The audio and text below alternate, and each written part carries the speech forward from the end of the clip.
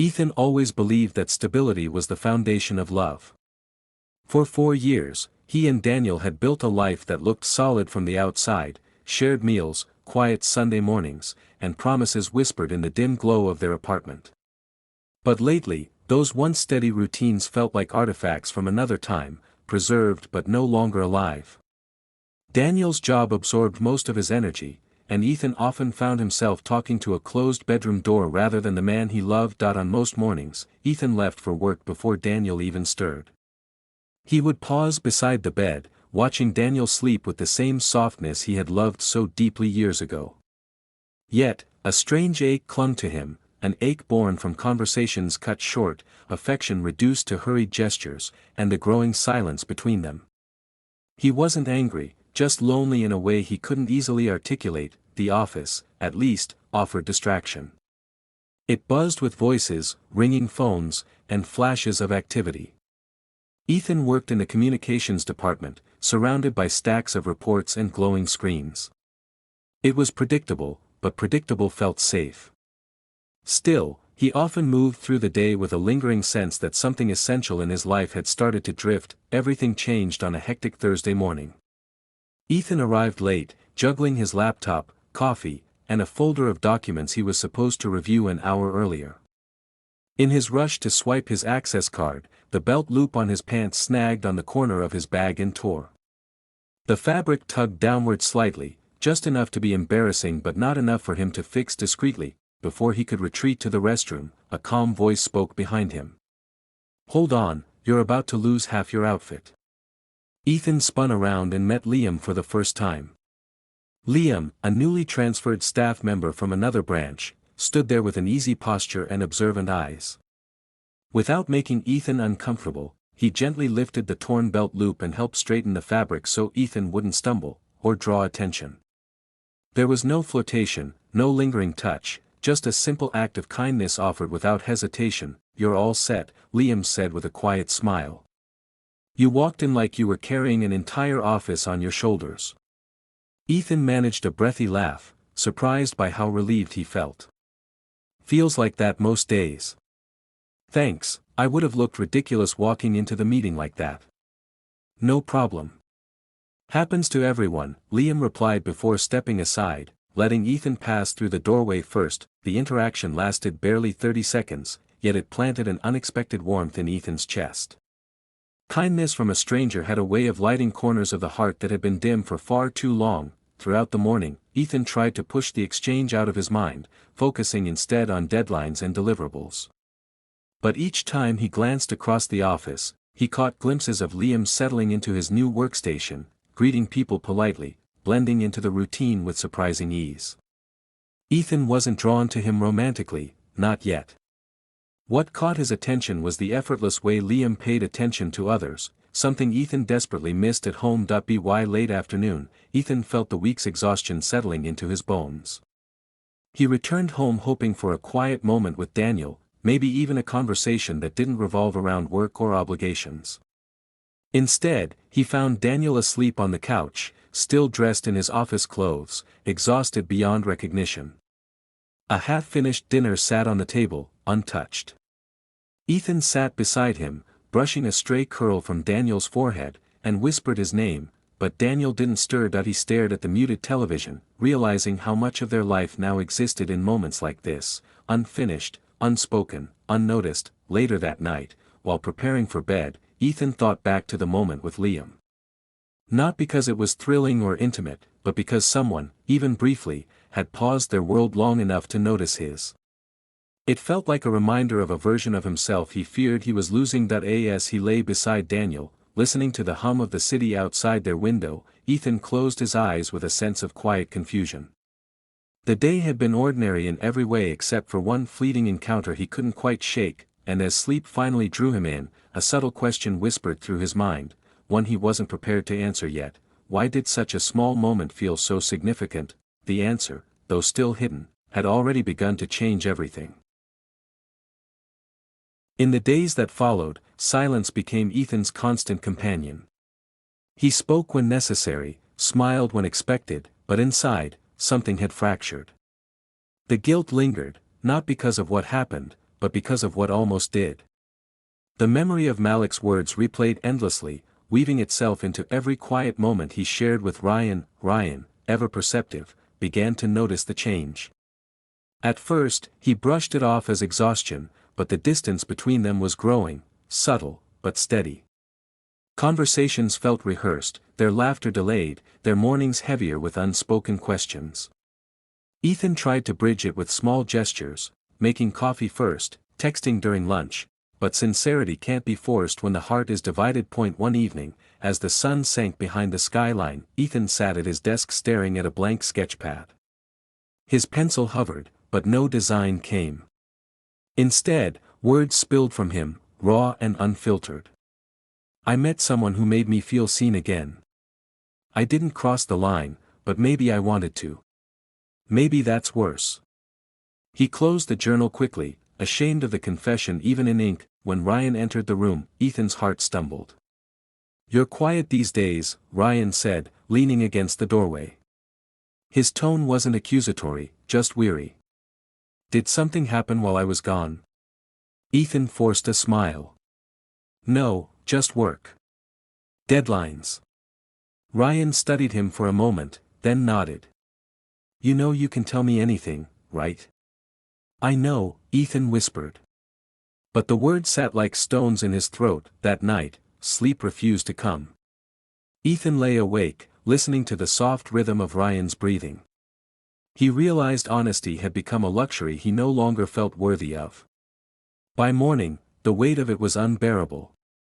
He had to tell him, not for forgiveness, but to reclaim the truth he'd been avoiding. That he found Ryan in the kitchen, still half-dressed for work, pouring coffee. The scent filled the room, sharp and familiar. Ethan stood by the doorway, his voice trembling before it even began. "Ryan, there's something I need to tell you." Ryan turned, surprised by the seriousness in his tone.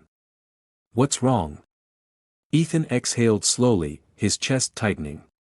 "When you were away, I went to a party. I met someone there. Nothing happened, at least not the way it sounds, but I felt something I shouldn't have. I didn't mean for it to happen, and I can't stop thinking about it. About what it means." Silence followed, long and suffocating. Ryan set the cup down gently, his expression unreadable. "Are you saying you cheated?" Ethan shook his head quickly. "No. Not physically. But I think I betrayed you here." He placed a trembling hand over his heart. "And maybe that's just as real." Ryan looked away, his jaw tightening. The disappointment in his eyes cut deeper than anger ever could. "You could have told me sooner," he said finally. "I don't care what you felt, I care that you hid it." Ethan swallowed hard. "I was scared you'd see me differently." "I do," Ryan said softly. "But maybe not in the way you think. I see someone who's lost, trying to find meaning outside of what he already has." For a moment, neither of them spoke. The hum of the refrigerator was the only sound in the room. Then Ryan sighed, his tone gentler. "I need time, Ethan. I don't know what this means for us yet." Ethan nodded, tears burning at the corners of his eyes. "I understand." That evening, Ethan wandered the city alone. He found himself near Malik's art studio, its windows glowing faintly under the streetlight. He hesitated before stepping closer. Malik was there, painting in silence, unaware of Ethan's presence. Ethan didn't enter. He just watched for a moment, realizing that some connections were meant only to awaken, not to stay. That he turned away and walked home under the soft drizzle, each step lighter than the last. The truth had cost him, but it had also freed him. When he reached the apartment, Ryan wasn't home yet. Ethan sat by the window, watching the rain gather on the glass, and whispered to himself, "Sometimes love isn't about who completes you, it's about who reminds you to stay honest, even when it hurts." Outside, thunder rolled softly in the distance, and Ethan closed his eyes, letting the sound wash through him. He didn't know what tomorrow would bring, he only knew that whatever came next, he would face it without pretending, because some nights change you forever, not by what you do, but by what you learn you're capable of feeling.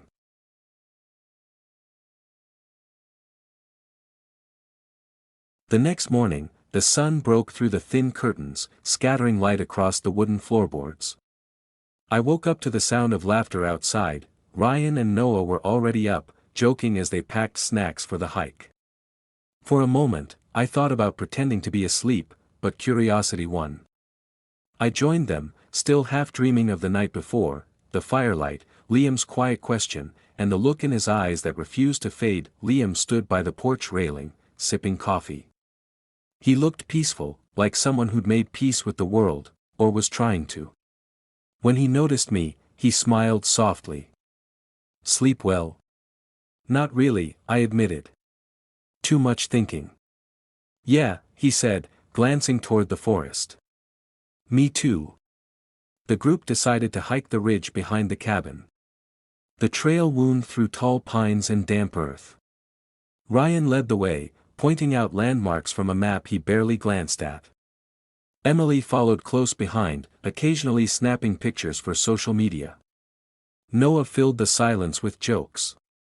I stayed near the back, where Liam walked beside me. He didn't talk much, but when he did, it wasn't small talk. He asked about my art, about what I wanted to do with my life. I told him I painted when I could but hadn't shown my work to anyone, not even Ryan. "You should," Liam said, his voice low but sure. "People deserve to see how you see the world." The sincerity in his tone caught me off guard. When we reached the top, the view stretched endlessly, layers of green mountains rolling beneath a pale blue sky. Everyone took turns taking photos, laughing and teasing. Yet I noticed something in Ryan, an edge I hadn't seen before. He was unusually protective around Emily, especially when Liam got too close to the group. It was subtle, but there, a shadow beneath his charm. That evening, the weather turned colder. The group decided to stay indoors, huddling around the fireplace. Ryan and Emily bickered quietly about something. She wanted to leave early, he wanted to stay another night. The tension was obvious. Eventually, Ryan stormed outside to get some air. Emily disappeared into their room, leaving the rest of us in awkward silence. Noah mumbled something about needing a walk and followed Ryan, and just like that, it was only me and Liam again. The fire burned low, painting the room in flickering gold. For a long time, neither of us spoke.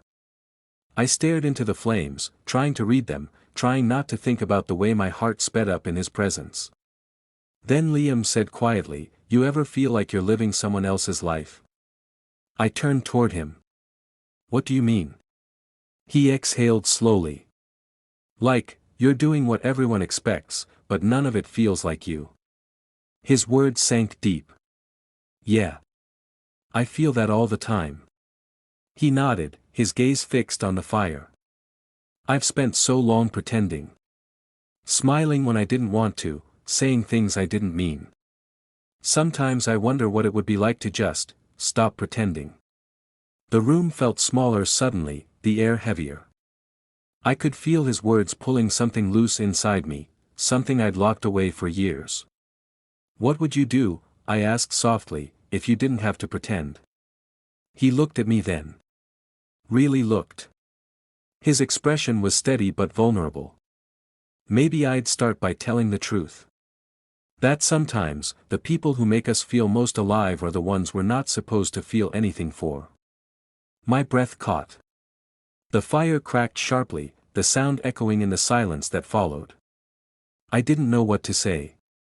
My thoughts blurred, guilt, confusion, and an undeniable pull toward him. He leaned back, running a hand through his hair.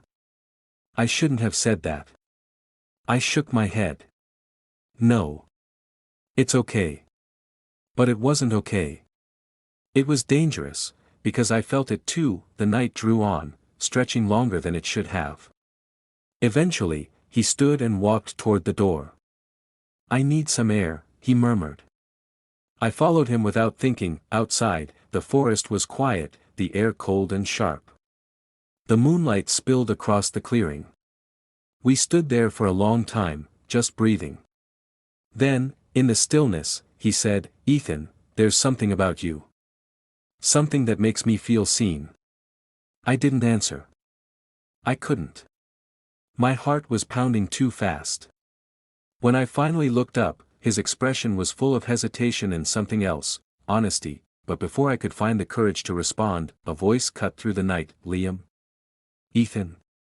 It was Ryan. He stood near the cabin steps, eyes flicking between us.